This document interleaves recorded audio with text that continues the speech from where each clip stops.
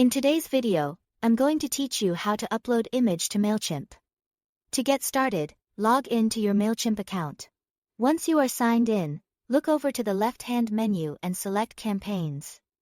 From there, open the email campaign or draft where you want to add your image. This is the campaign editor area where you'll make visual changes to your email, so make sure you've opened the correct draft before moving on. Next, click Edit Design to open the email builder. This is the section where you can control the layout and content of your email. If you are new to Mailchimp, this builder is designed to be fairly intuitive, and it allows you to add and customize different types of content blocks, including images. Once you are inside the builder, you have two options. If your layout doesn't already have an image section, drag and drop an image content block into the area where you want the image to appear.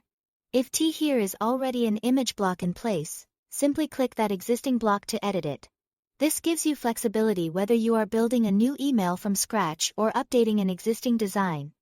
After selecting the image area, click Browse, Add, or Replace.